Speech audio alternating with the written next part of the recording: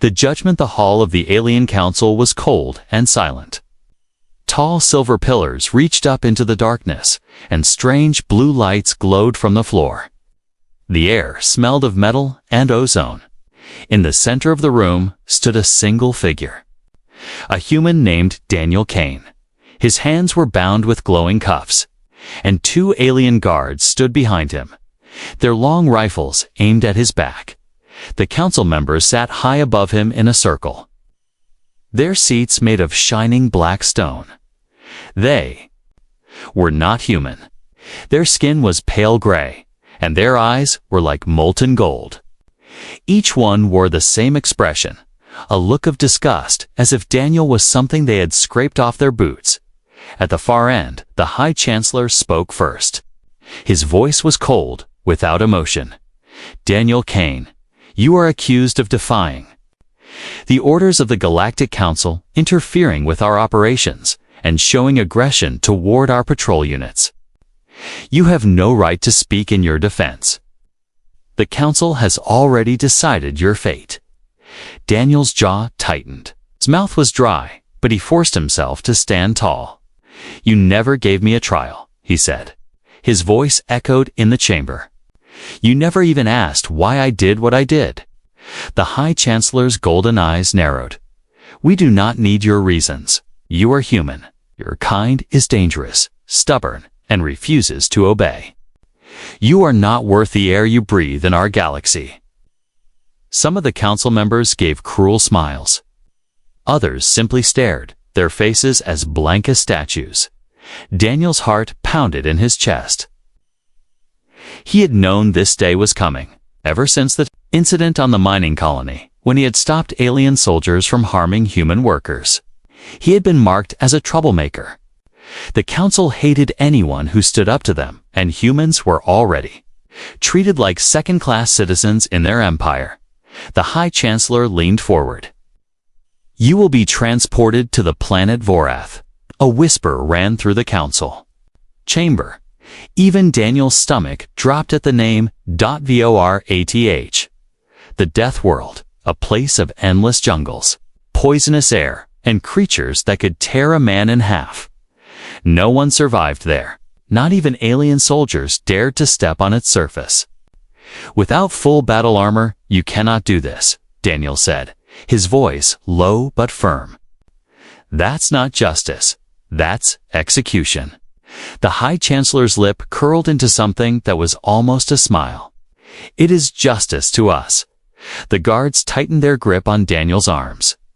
He struggled, but the glowing cuffs burned against his skin. "Your sentence begins immediately," the Chancellor said. "You will be dropped without weapons, without food, without hope. The jungle will claim you within hours. Perhaps the Ravager beast will find you first." A quiet laugh came from one of the council members, a tall alien with scars across his face. "The Ravager does not leave bones," he said. Daniel felt the heat rise in his chest, but he forced himself to keep his eyes locked on the Chancellor. "I'll survive," he said. "And when I do, you'll see you were wrong about humans." Chancellor's eyes flashed with amusement. "Survive? Impossible. You will die screaming, and no one will remember your name." The guards began to drag Daniel away. His boots scraped against the smooth metal floor. The council members returned to their calm discussion, already forgetting him, as if he were nothing more than a problem solved. But Daniel's mind was already turning. He had nothing, no weapons, no allies, no safe place. But he had his will. And that was something the aliens could never take away, as the guards pulled him through the massive steel doors. He glanced back one last time. The golden eyes of the Chancellor glowed in the darkness, confident, certain of his death. Daniel made a silent promise to himself. "I will not die on Vorath." Outside the council chamber, the corridors of the alien flagship stretched like the inside of a giant beast. The walls hummed with power, and alien soldiers passed by without a glance. Daniel was marched toward the docking bay, where a small dropship waited. Its engines burned with a harsh red glow, The guards shoved him inside, and the door sealed with a hiss. The pilot didn't look at him, didn't speak. The only sound was the low rumble of the engine start through the small viewing window. Daniel could see the dark shape of Vorath below. Swirling green clouds covered most of its surface, and flashes of lightning lit the planet's outline. Somewhere down there, the Ravager beast waited. The ship began to descend. The metal shook, and the straps across Daniel's chest tightened. Most men would have been terrified. Daniel was, but it was not the kind of fear that froze him. It was the kind that sharpened his mind. The aliens thought this was the end. They thought the death world would swallow him whole. They had no idea that this was only the beginning. Asterisk, asterisk, the drop ship cut through the black of space like a shard of steel, heading straight for the swirling green storm that was Vorath. The planet looked alive. Its clouds moved like giant snakes, twisting around the surface, hiding what lay below inside the cramped metal cabin. Daniel sat strapped to a seat, his wrists still bound. The hum of the engines was the only sound, broken now and then by a distant boom of thunder from the planet's atmosphere. The two alien guards sat across from him, their helmets reflecting the dim red lights inside the cabin. They didn't speak. To him, they didn't need to. In their minds, he was already dead. Daniel stared out the small viewport. With every second, Vorath grew larger. He could see sharp mountain peaks cutting through the mist, rivers like silver snakes, and wide stretches of black jungle. Somewhere in that wild maze, the Ravager beast waited. The pilot's voice crackled over the comm. Entering drop zone. Prepare the prisoner. One of the guards stood and moved to Daniel, unlocking the cuffs but keeping his weapon ready. No point in wasting these, the guard said in a low, mocking tone. You'll only need your hands to dig your own grave. Daniel rubbed his wrists, but he said nothing. He had learned something about survival. You don't waste words before the fight even starts. The ship shook violently as it entered the planet's atmosphere. The green clouds swallowed them whole, lightning flashing like silent explosions. The metal hull groaned under the pressure, and for a moment, Daniel wondered if the dropship itself might tear apart. Then, through the mist, the surface appeared. The jungle spread in every direction, endless and dark, broken only by cliffs and deep canyons. Huge trees rose hundreds of feet high, their leaves broad and black, shining with moisture. The air looked thick, almost alive, and shapes moved beneath the canopy. The ship slowed, hovering just above a small clearing. It wasn't much bigger than the dropship itself, surrounded by walls of twisted roots and hanging vines. The rear hatch opened with a loud hiss, and hot, heavy air rushed inside. It carried a strange smell, a mix of wet earth, rotting plants, and something else. Something that reminded Daniel of blood. Move, the guard ordered, shoving him toward the open hatch. Daniel stepped to the edge. The ground was 30 feet below. The vines swayed gently, though there was no wind. Somewhere far away, he heard a roar, deep and long, like the call of something that ruled the land. The guard smirked. Enjoy your stay, human. Without another word, Daniel jumped. His boots hit the damp ground hard, sending a splash of mud up his legs. He didn't look back. The ship rose into the air, its engines screaming, and within seconds, it was gone, disappearing into the clouds. The sound faded until only the jungle remained alive, breathing and watching. Daniel took a slow breath. The air was hot and wet, clinging to his skin. Every sound seemed amplified. The drip of water, the rustle of leaves, the distant howl of some unseen predator. He turned in a slow circle, scanning his surroundings. Massive trees loomed overhead, their trunks wide enough to hide a vehicle. Strange plants with sharp red thorns crawled up their sides. The ground was uneven, broken by roots and slick with moss. Then he heard it. A heavy, slow thump. Another, then another. Something was moving through the jungle, and it was moving toward him. Daniel's muscles tightened. He crouched low, eyes searching the shadows. The sound grew louder, closer. Whatever it was big, heavier than any human. Heavier than most alien soldiers. A branch snapped. Through the thick vines, 2 faint red lights appeared. At first, Daniel thought they were some kind of glow from a plant. Then they blinked. Eyes. The creature stepped into the clearing, and Daniel finally saw it.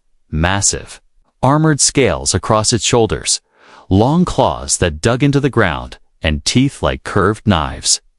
Its head was low, almost level with its chest, giving it a strange, predatory posture. This was the Ravager beast, and it was staring right at him. Daniel didn't move.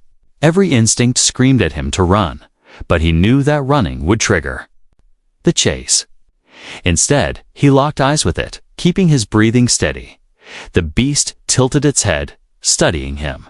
Its nostrils flared, tasting the air. For a long, tense moment, neither of them moved. The jungle went silent, as if even the smallest creatures were watching. Then, without warning, the Ravager growled, a deep, rumbling sound that Daniel felt. In his bones, it stepped forward, closing the distance by half. Daniel knew this was it, his first test. If he failed, he wouldn't survive the next 10 seconds.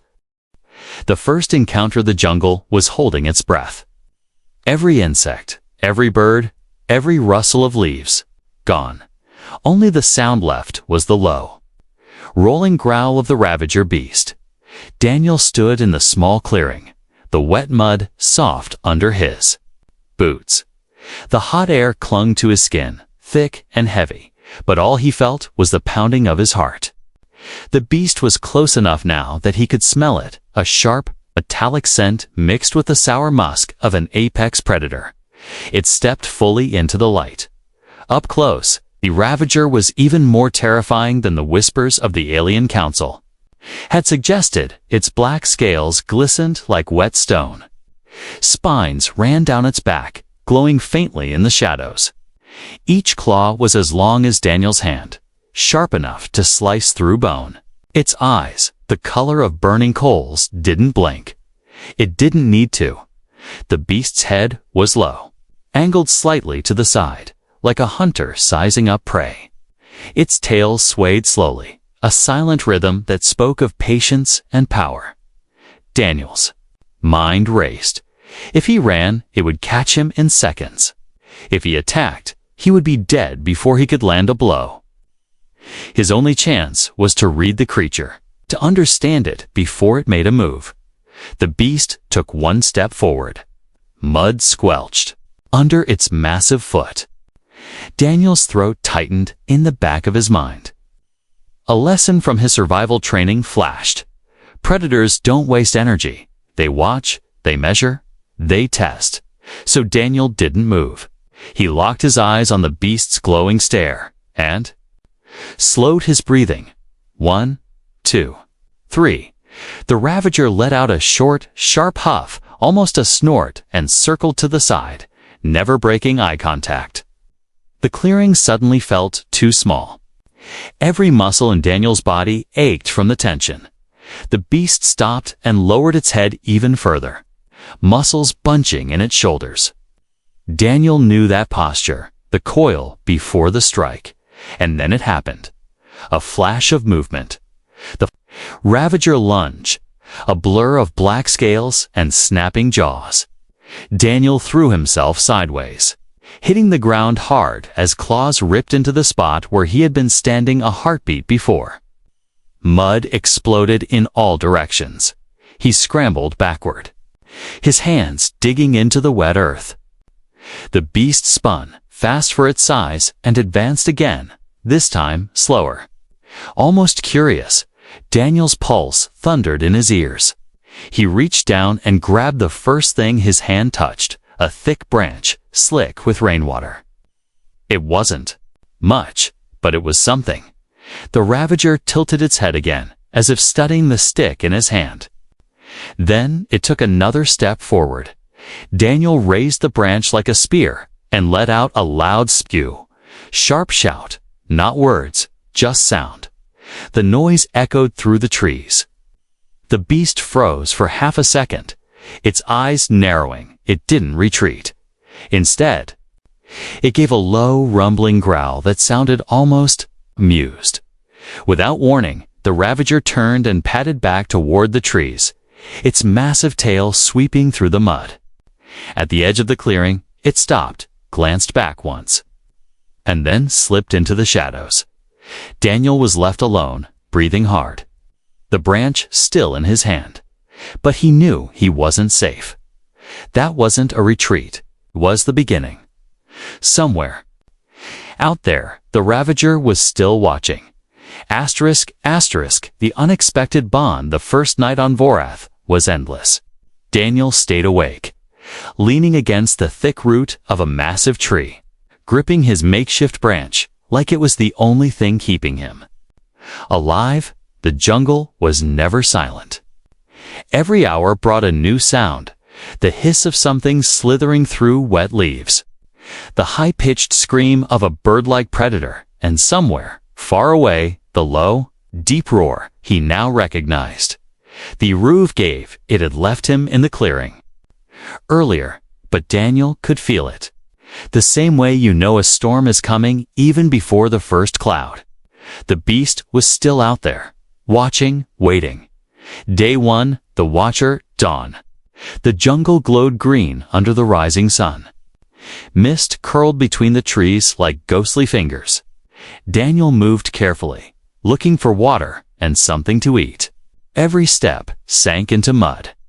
Every vine he touched seemed to have thorns. He found a stream after an hour, cold, fast, and surprisingly clean. He cupped his hands, drank deeply, and splashed his face. That's when he saw it, a shadow in the tree line.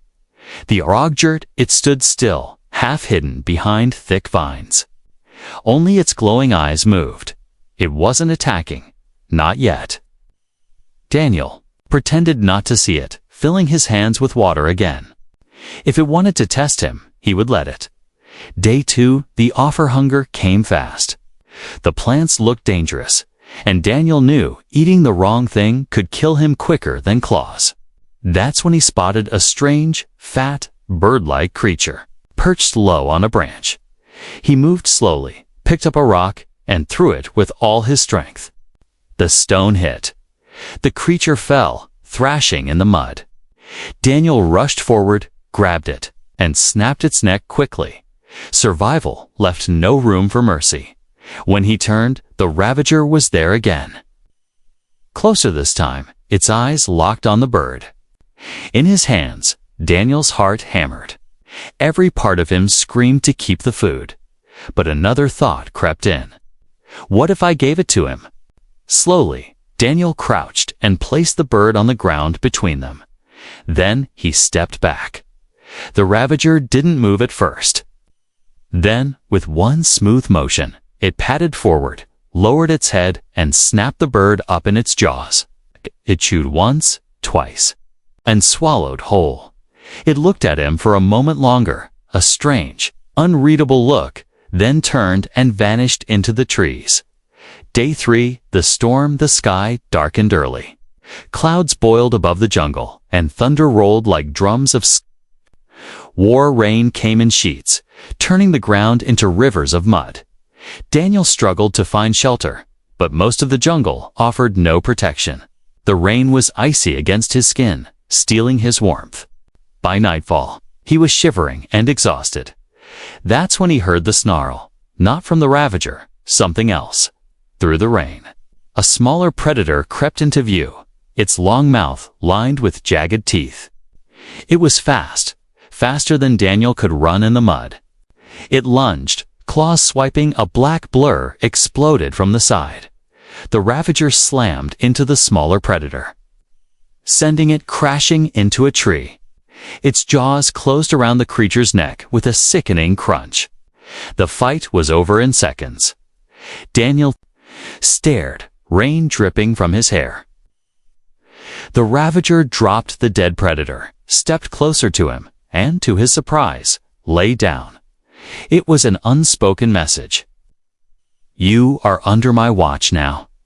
The beginning of trust. From that day, things changed. The Ravager no longer kept its distance. It followed him openly, sometimes walking beside him, sometimes scouting ahead.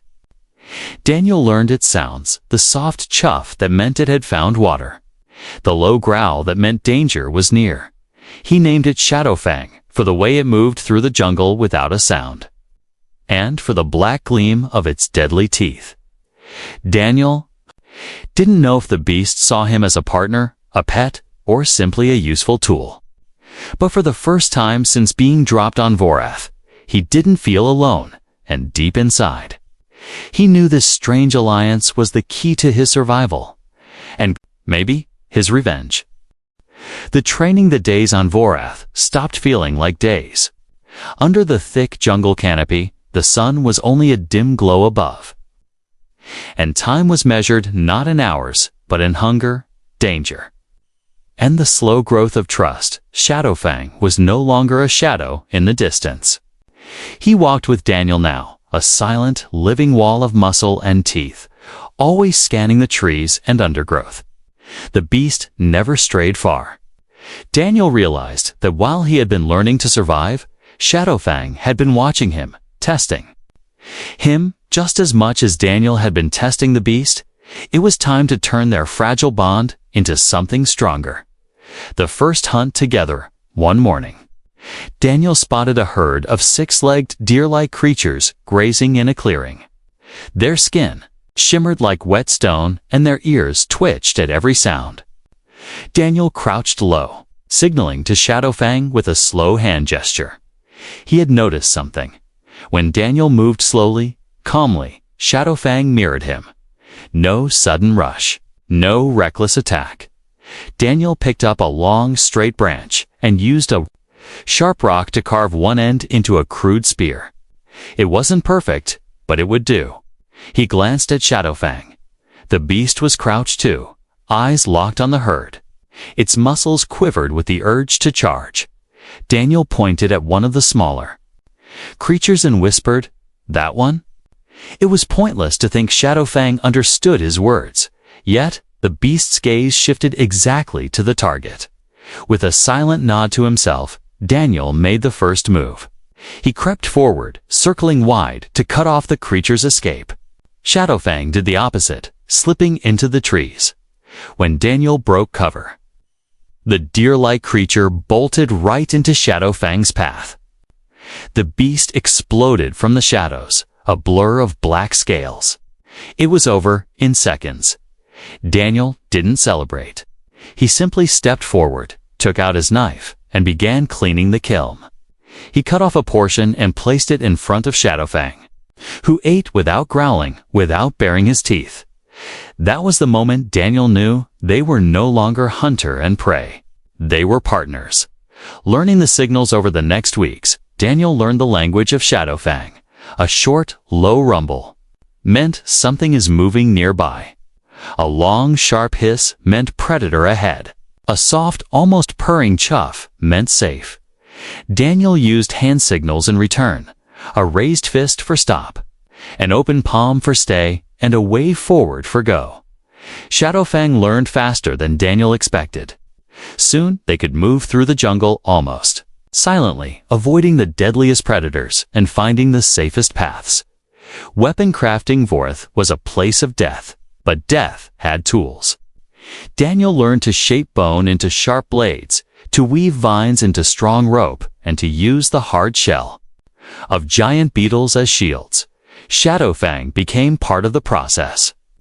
When Daniel struggled to break a branch, the beast would snap it with his jaws. When Daniel needed to clear a path, Shadowfang would crash through the undergrowth. In return, Daniel patched up Shadowfang's wounds with plant sap and wrapped torn skin with wide leaves that sealed like cloth.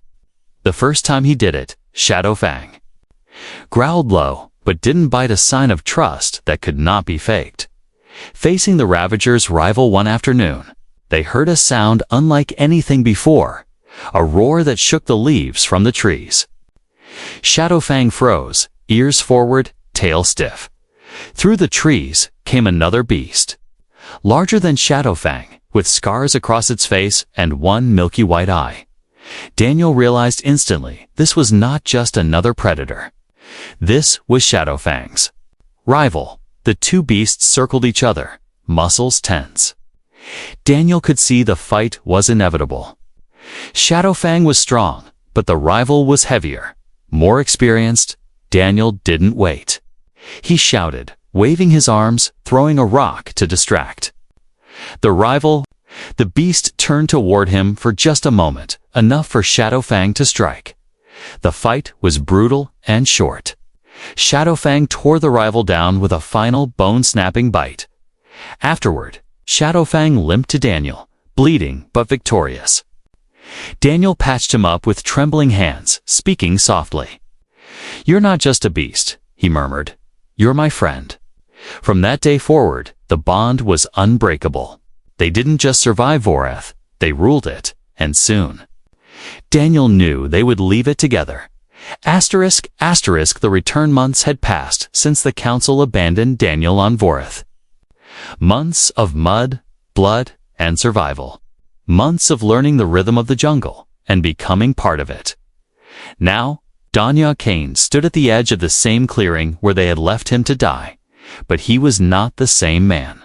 His skin was marked with scars, his clothes were torn and patched with the hides of strange beasts. Around his neck hung a necklace of fangs, trophies from predators that had once hunted him. And beside him was Shadowfang, the Ravager beast had grown stronger too. Its black scales were polished with rain and dust, its spines taller and sharper. Golden scars ran across its snout, proof of battles won. Its eyes burned with intelligence. They had conquered Vorath together. And now, it was time to return. The signal Daniel tilted his head toward the sky. Through a gap in the jungle canopy, he saw the faint glint of a patrol ship, alien design. Just like the one that had dropped him here. He had been waiting for this. From his pack, he pulled a flare gun he had crafted from scavenged parts of an old crash site. A mix of human improvisation and alien scraps. He fired. A bright red light streaked into the clouds. The ship's engines roared as it began to descend. Shadowfang's ears twitched, but he stayed still. The arrival of the patrol ship landed in the same clearing, its metal legs sinking into the mud. The rear hatch opened with a hiss, and two alien soldiers stepped out, their rifles ready. When they saw Daniel, their expressions shifted. First confusion, then disbelief. "You," one of them muttered. "Impossible."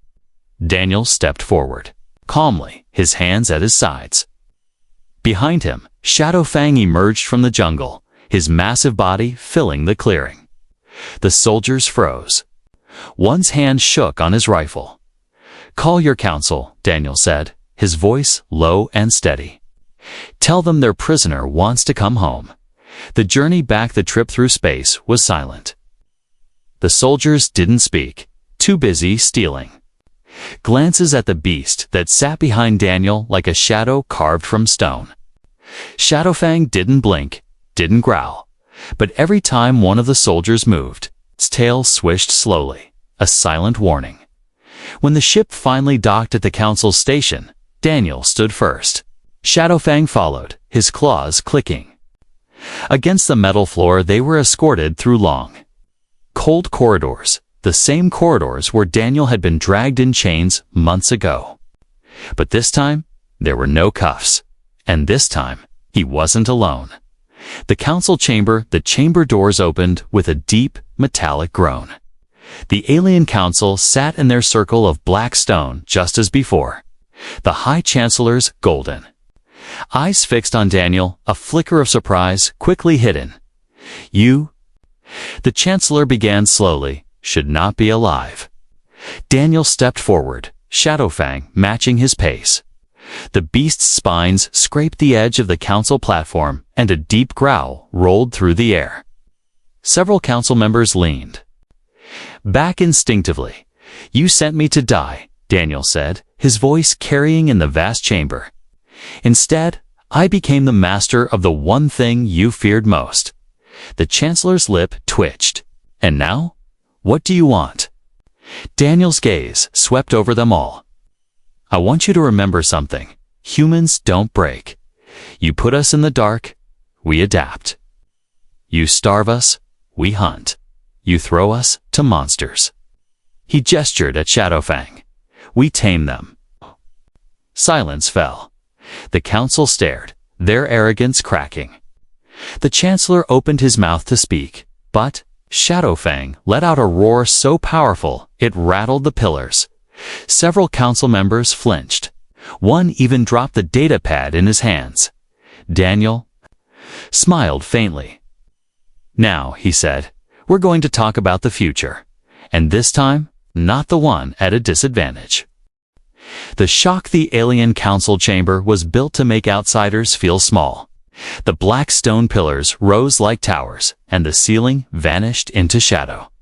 But Daniel Kane didn't feel small anymore. Not with Shadowfang at his side. The Ravagers.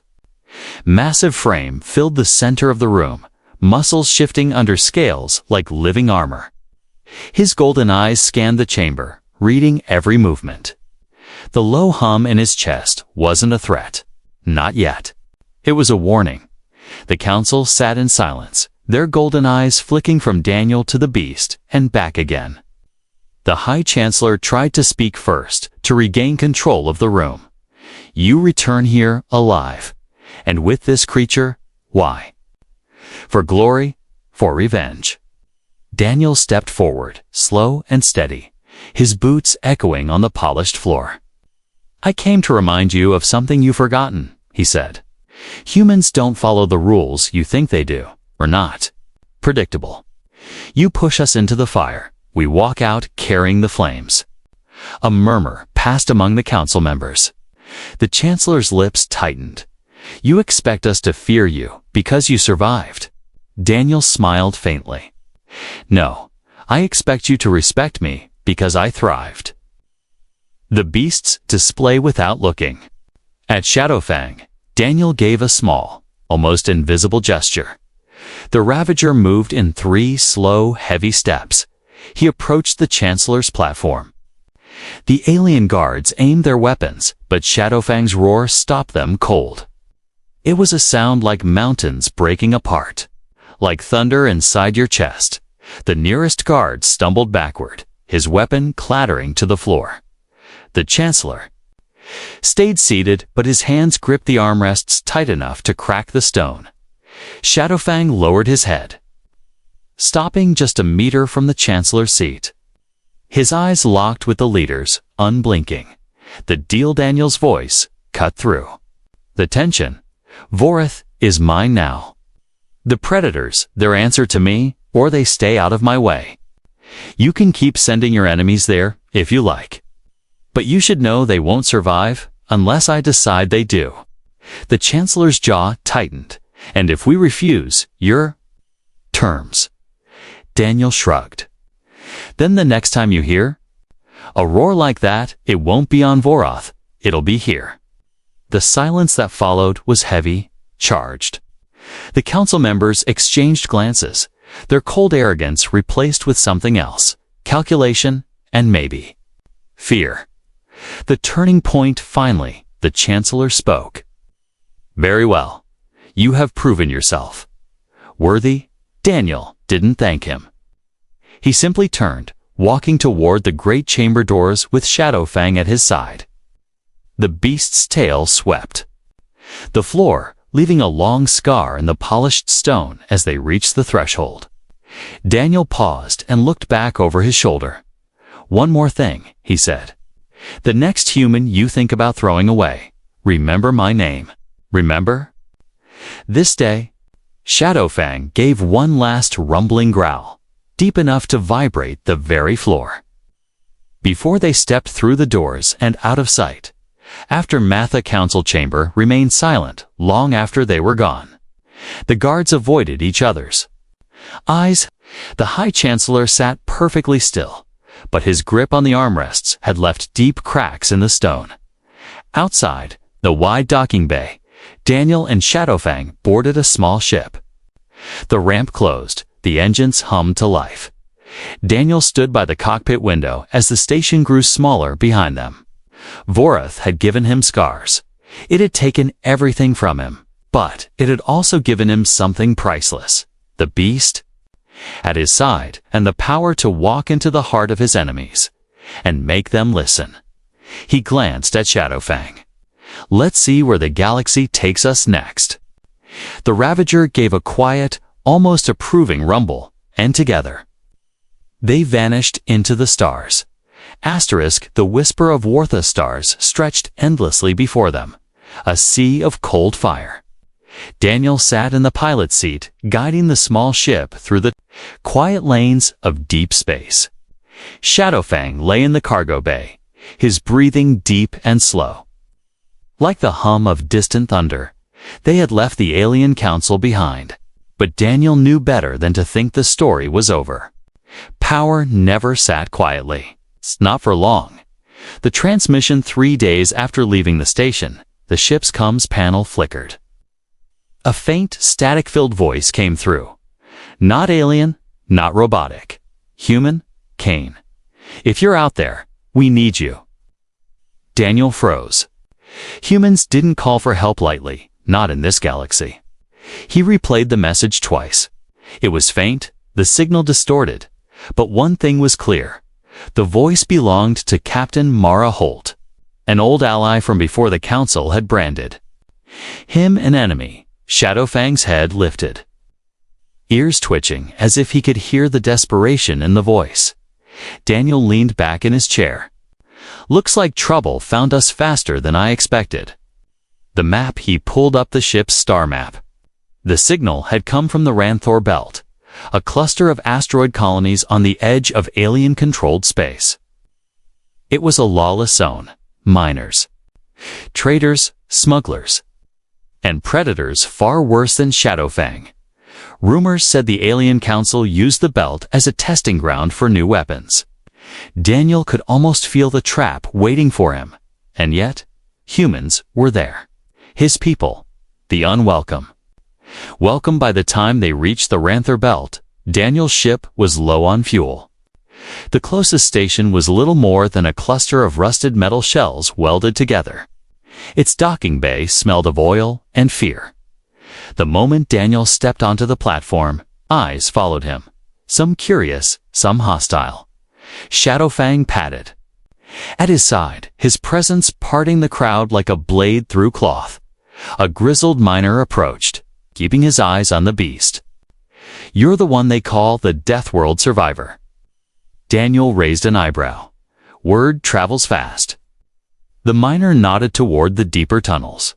Your friend's waiting, but so are others. The kind who don't want you to leave alive. Choice. Inside the dim-lit meeting hall, Captain Mara Holt stood at a battered table. She looked older, harder, her uniform torn and patched. They're hunting us, Kane, she said, without greeting. Not just me. Hundreds of humans in the belt. They're rounding us up, shipping us too. Somewhere, no one comes back. Daniel's jaw tightened. Council business? Not exactly, she said. Something worse. A faction inside the council. They found something in the outer systems, a creature they think can rival your beast. She glanced at Shadowfang. And they want to breed an army of them. The room felt colder. Shadowfang's spines lifted slightly, as if he understood the threat. Daniel leaned over the table. Then, we don't run. We stop them before they unleash it. The promise. Outside the station, the stars burned bright and silent. Daniel stood on the docking platform, watching ships come and go. Shadowfang stood beside him, tail flicking lazily. This isn't just survival anymore, Daniel murmured. This is war. The Ravager gave a low rumble, not of fear, but of agreement. And somewhere, far beyond the edge of known space, another predator woke.